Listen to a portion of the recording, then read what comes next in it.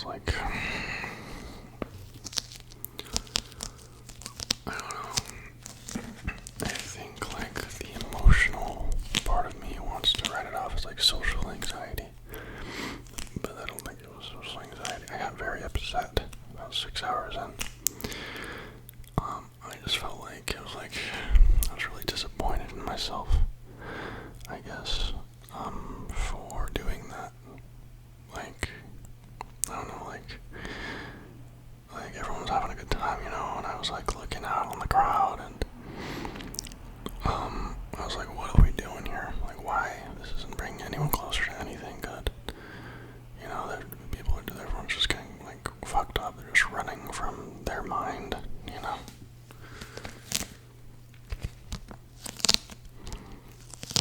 And I'm never gonna go there again. I like small parties. Americans call them kickbacks. Of like just friends and family, and like not like a new person isn't like your sister's new boyfriend or like your cousin's friend or something. But like I don't know. I don't like interacting with strangers like that.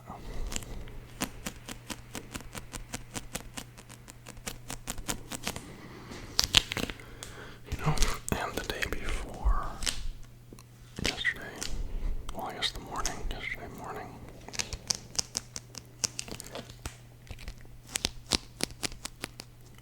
I was really having a hard time.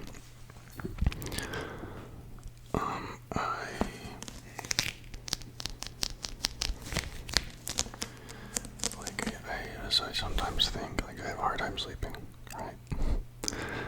As I'm sure you know, right? As I'm sure, not that you know that I have sleeping problems, but I'm sure that you understand what having sleeping problems is, because you would never have gotten into ASMR if you slept fantastic, you know?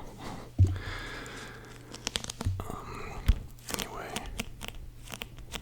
I realized that the reason I have such a hard time falling asleep, and like the reason I always like reach for my phone and like get on TikTok and stuff, is because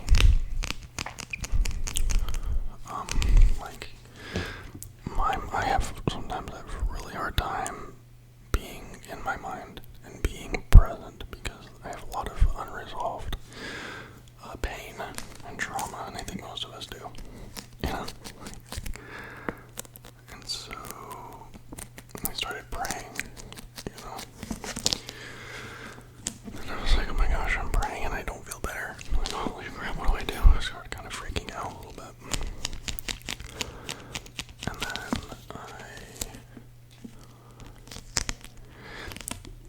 praying rarely makes me feel better in that moment. Like, just sets in motion things like manifestation or whatever. I don't know, whatever you are, working to accomplish a goal, or whatever, setting an intention and modifying your behavior in a way to make that realize that, right? Whatever. And I opened YouTube because I was looking for help, guidance, I guess. And a Ram Dass lecture came up. Ram Dass is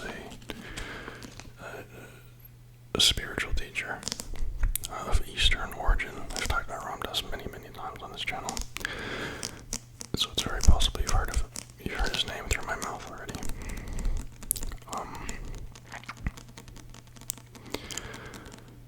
But like,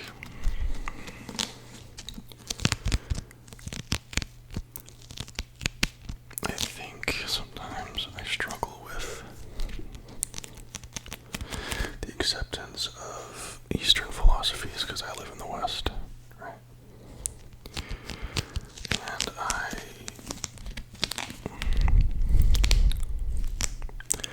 for me, I think I found a lot more wisdom and a lot, just more, for me, I resonate 1,000 times better with Eastern ways of perceiving reality than Western ones, like Christianity has this interesting idea that, like, there's evils over there, and here I am, and I'm good, right? And I think something that's a bit, like, helpful for me, and, like, listen, this is a Bible, okay? This Bible is in a language I don't understand, okay? Well, I understand, like, a little bit. I spent like, I don't know, like 10 or 15 minutes, I think it was yesterday, just translating the first page of Genesis, because it's really dense stuff. Like I had an English Bible in America, and I would read it, but the words just come in one ear. I wouldn't read it, like it would come in my eye and just out the other, I guess, you know. And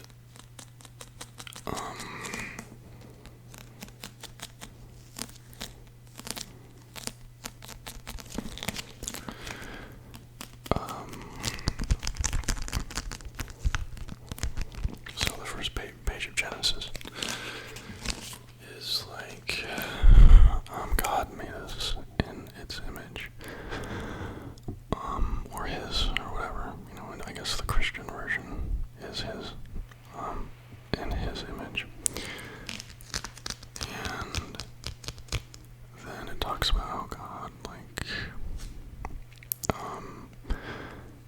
like made something from chaos, or,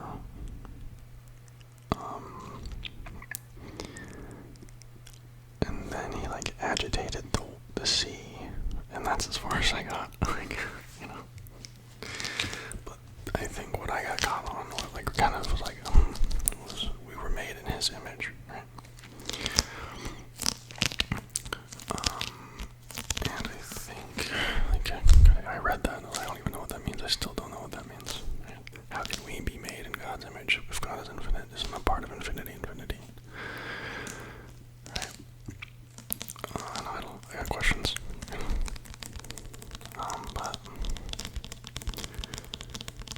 like the Bhagavad Gita, I've also talked about this. I can just read it and it makes sense to me. You know, but that was made by a people that is not mine. You know, which is interesting that I resonate more with that than, you know, than what my forefathers have believed in.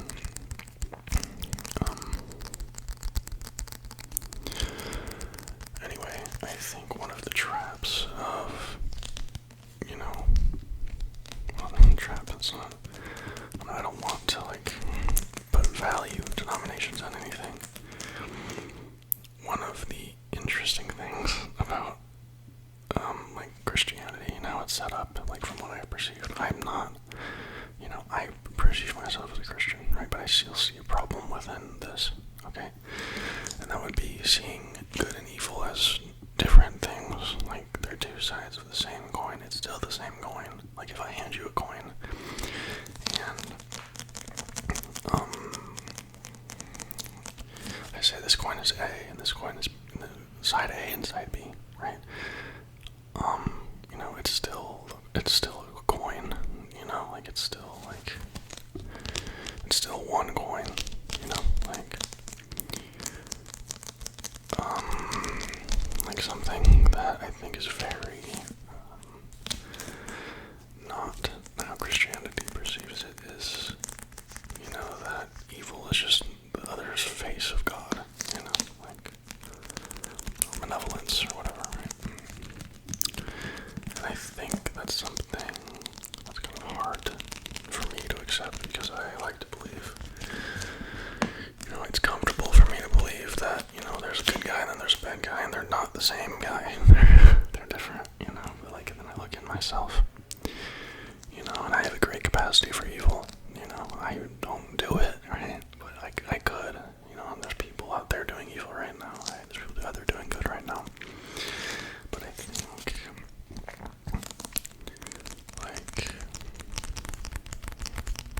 I think I like to perceive myself as good and other people as evil, so it separates myself from the people who did me wrong, you know, or traumatized me, or whatever, you know. But I think part of my path of healing has been, like, seeing the humanity and the evil that was done to me, you know, like changing my perception of it, but not changing it for, like, the sake of comfort,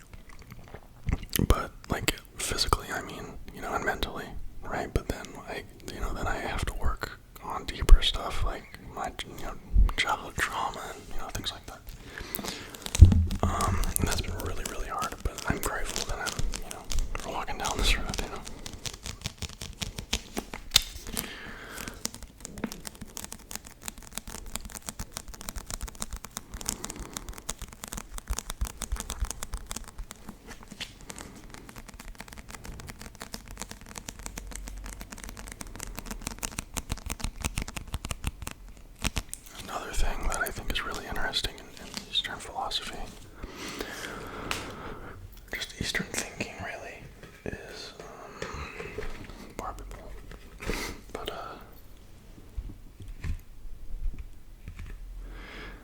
and that is that.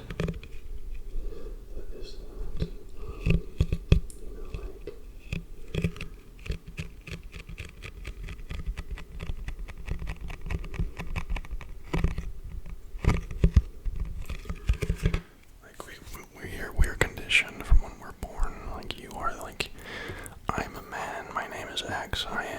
You do this. Your hair is black. This is your race. This is the language you speak. This is the country you live in. This is how you're supposed to act. This is, And an interesting thing is I used to like think that conditioning was just like so evil. Oh my gosh. But then you see, if you reject the world, then like you don't get anywhere, so you kind of have to like, what I'm trying to say is like you have to balance the soul with the physical plane, like at the base of it, like I'm gonna take it from like a materialism point of view.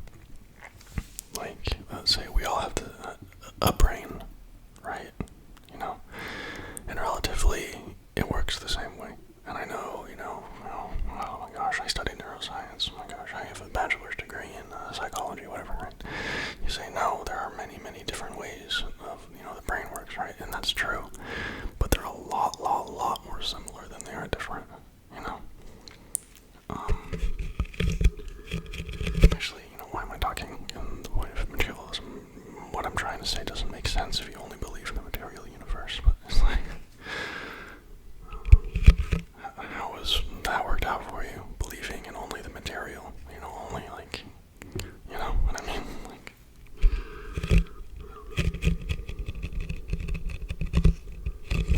I don't mean to be like combative, it was really tough for me to only believe in, that.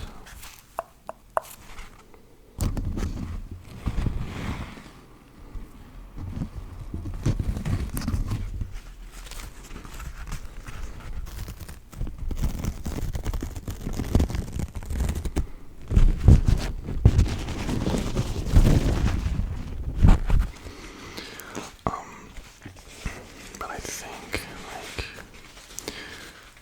when I was younger, I'm very younger, before, in the past, in the past, I have felt like, I remember I was reading this Robert Greene book. It was called Laws of Human Nature, or maybe it was the 49 Rules of Power, 48 Rules of Power, I'm not sure which one it was. But in it, he described, like, spiritual and religious people as charlatans, trying to fool you, right? And I believed that for a long time. Because I thought, they believe it because they need it, right? And honestly, maybe that's true for me. Maybe I believe in God because I can't imagine a world without it, And not the Christian God, not the universe. Like, there's something greater going on here,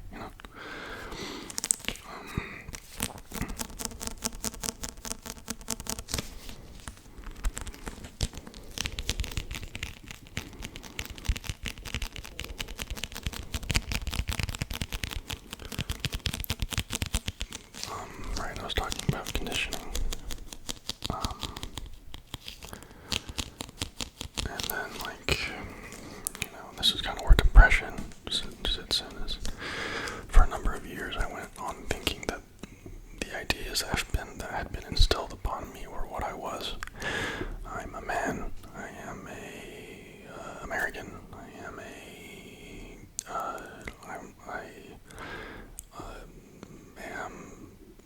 white. I am Hispanic.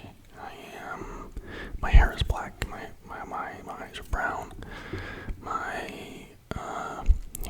Or whatever. Whatever. And then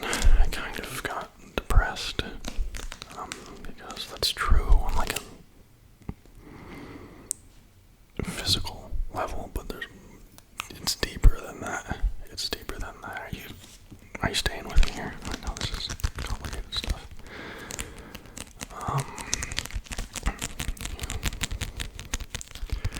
But I feel like,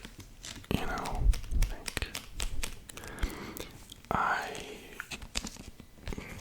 had enough pain in my life, and I have had, and every human has, really, like a lot of pain, right? And then, like we say, how do we deal with it? I think one of the big things, one of the big answers that I crave and that I need and that I search for is why, and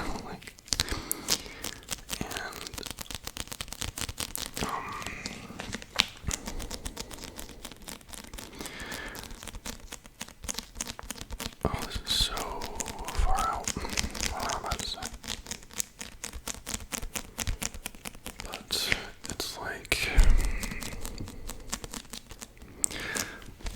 I'm scared to talk about this.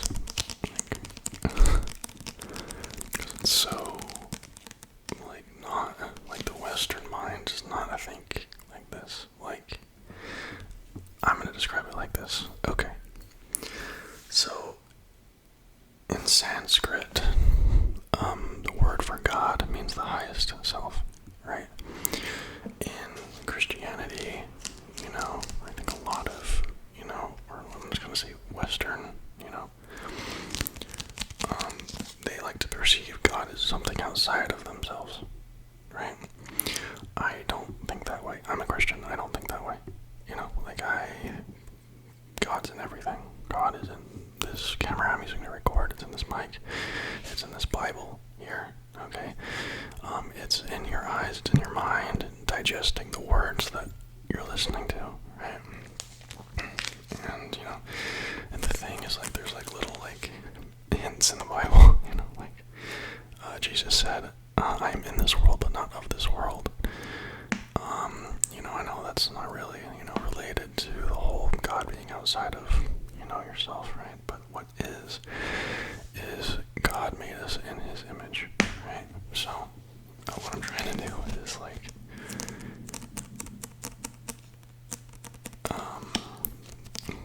make it in a way that would make sense to a Western mind, and, because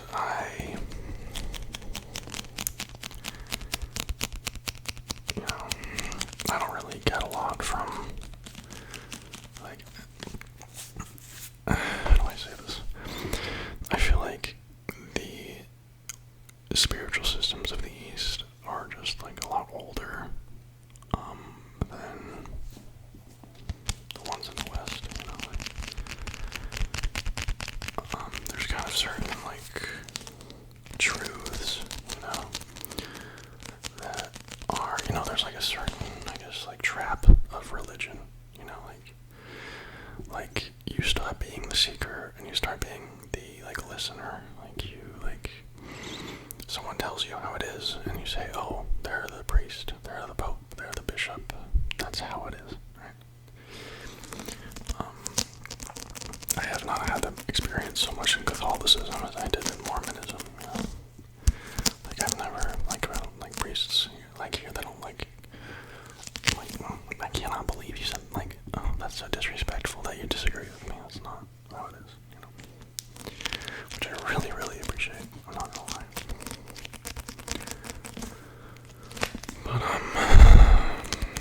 also, let's have this preface. I might be insane, and I'm 22, okay? I'm young, and I don't know anything,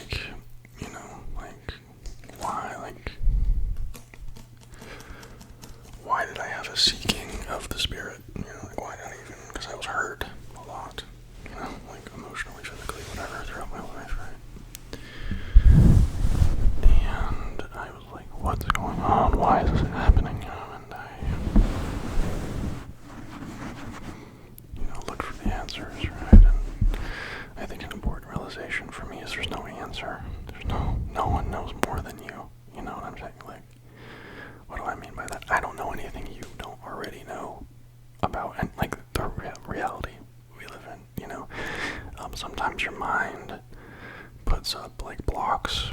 You know, because sometimes some truths are a little bit too much for us to handle, right? Like me, there's many truths of my life that I cannot coexist with and maintain my role in the world. So sometimes my mind, not sometimes, actively right now as I'm talking to you, I know that my mind is compartmentalizing my experiences in a way that I can still function, right? And when those walls, you know, like, I feel like the real work I've been doing over the past year is kind of like, you know, okay, we can deal with a little bit more, right? Okay, a little bit more, right? But sometimes it's too much. Like, the night before last, I was really seeking a bit too hard, and, you know, my mind was opening a bit, and I was like, I can't do it. I don't want that truth. You know, I was like, let me just go back, you know, to, you know, thinking that I am this or I am that, you know, because it's comfortable, you know, it's comfortable to be comfortable, you know, but, like,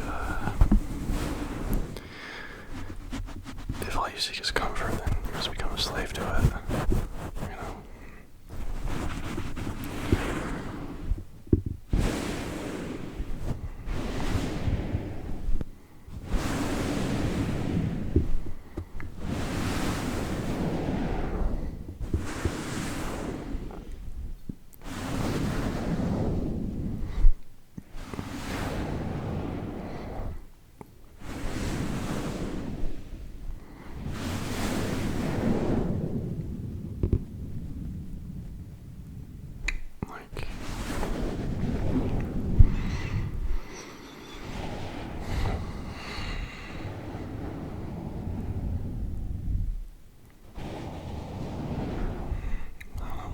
It's like, all I do in my life is I wake up, okay, I hang out with, my girl, I do jujitsu, I work, I make these videos, and I seek deeply about, like, the true nature of the reality that, you know, that we live in, that we coexist in, you know, in this space right now, right? And sometimes I have this, you know, idea, you know, this is not my idea, okay, let me say, I hear someone say this idea, specifically Ram Dass says this, and you know, like, the ideas of who I think I am are keeping me from the truths I need to perceive to get the answers I want.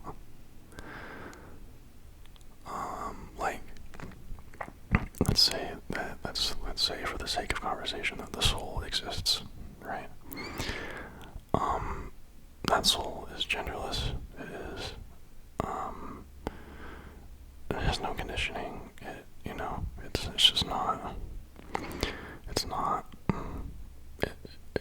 not bound by any of the things that we tell ourselves we are. You know, and then,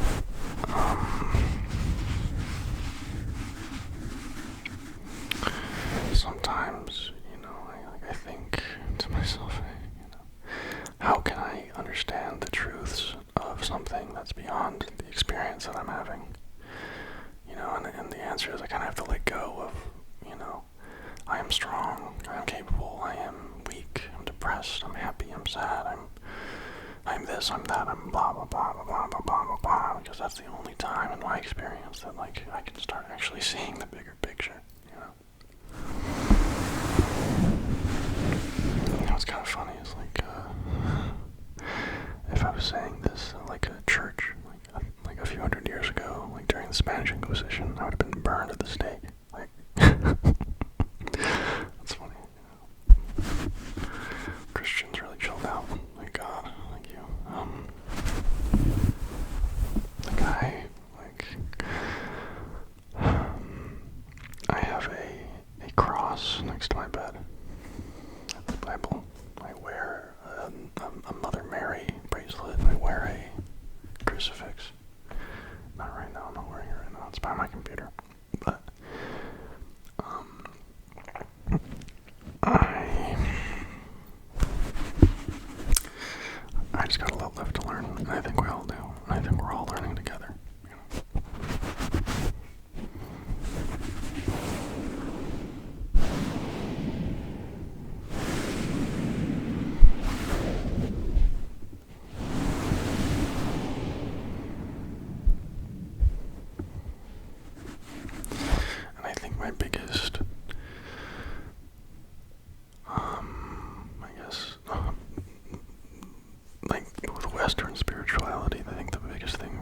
hard for me to understand is like the concept of dualism. Like, I am of God and they are of Satan, and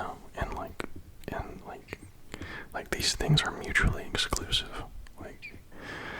Like I'm 100% godly, and these, you know what I'm saying? I know that's not the case. That's really not the case. Like, because Jesus died for the sins and all that stuff and forgiveness, and But I feel like in my mind, I label things like that. I don't know why I'm making the excuse that it's Christianity that makes me do that. It's not Christianity that makes me do that. I do that. It's me. And I think I just need to read the Bible more, and for me to really understand it, I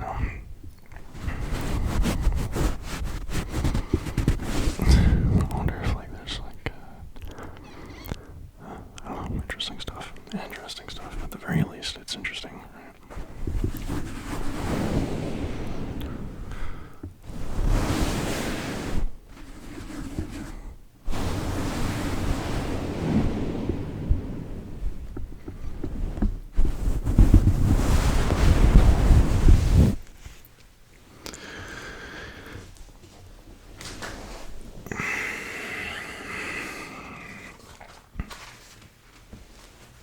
I had another trigger. Where is it?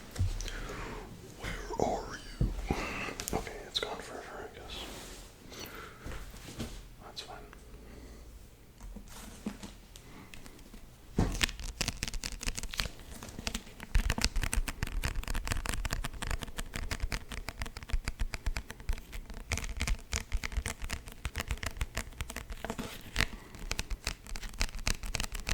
And I remember I was reading this book about the origins of Christianity, and it was written by an atheist. It was called An Anatomy of God. And I think I was kind of insulted by her reception of, a God that I hold really dear, like the Christian one, right? And she was examining Christianity in a way that I would examine Greek mythology as a 12-year-old reading Percy Jackson, And that was kind of hurt my feelings that they, I was also that's kind of disrespectful, this, right? But once I kind of, got past that and I listened to the words that she was saying, I read, I guess. I kind of was able to become closer with that because I realized that these things of oh, this person doesn't think in the way I do, that irritates me. That idea that I had of reverence in reference to God, right? I think that's a gorgeous thing. I think it's important to be respectful of other people's beliefs, and she was being respectful, but not really. It was her book, right? She was poking at the bear of Christians, which I thought was funny. At the time, I thought it was upsetting, and I didn't like it, But I think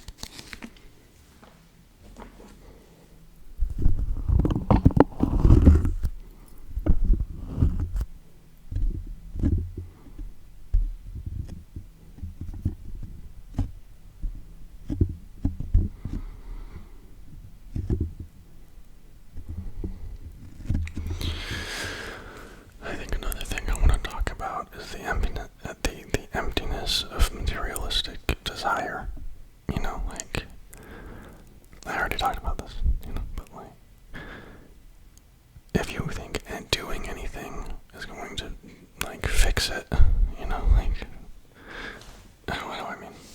There's an inherent suffering that coexists with the fact that we exist, like, and no matter what, it's gonna, like, and for me, anyway, as, like, when I turned around and, like, was like, hey, what's up, rather than, like, running, like, sprinting away from it with, drugs or alcohol or sex or whatever, that's when my life started to change, like, I'm not gonna leave it on that, no, that's a bit too deep for me to leave it there, so we're just gonna talk about something a little lighter now.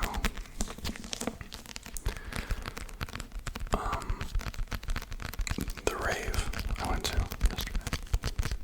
It was fun.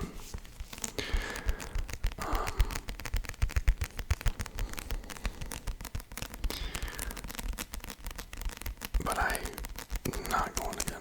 It's too much for me. It's just like, it's like, from my, like, I know what that road, like, I know where that road goes, From, like, I'm sure some people get, things out of it. I didn't. Not from, as I said, I like parties with friends. I'm kind of, like, introverted, but I'm extroverted with people I like, I guess. Like, if I know I'm in a safe place, blah, blah, blah, blah, blah. Or, I'm kind of like a chameleon. I kind of, like, my social identity, my social changes with the situation I'm in, Like, to my girlfriend, I'm a boyfriend. To my father, I'm a son. To my sister, I'm a brother. And these things all may change my behavior. They change how I think. They change how I,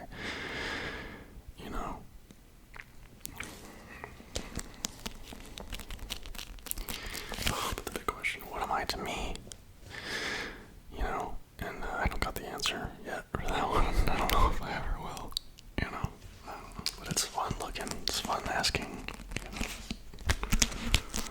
What am I to me? Like, to you, right? I'm like, I make ASMR on YouTube, right? It's interesting how that works. Like, at the gym, I'm a guy that works out. At jiu-jitsu, I'm a jiu-jitsu guy, In the Catholic Church, when I go into the church, I'm a Christian. When I'm reading, the Bhagavad Gita, like, I am, like, a spiritual, Hindu or whatever, right? And, but at the same time, like, these are all different, like, I guess, branches, of my existence, right? But the roots are just, I don't know. There's definitely a consistence to my life as well as, like, yes.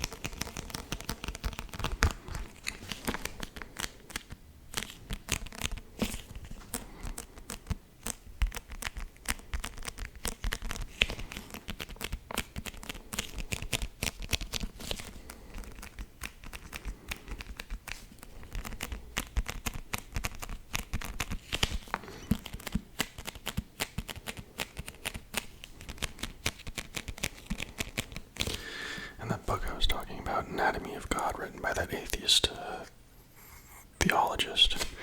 I'm not even like a third of the way done. It makes me mad. Reading that book makes me angry, but it's insightful,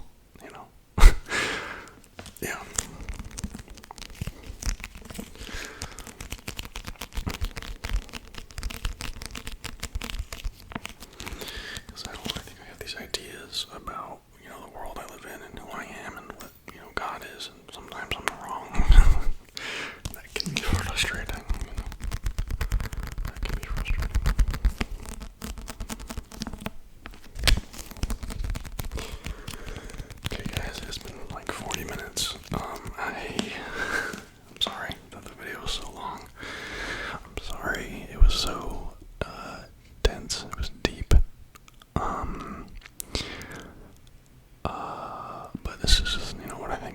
try to speak from my heart, you know. I love you all. I wish you well.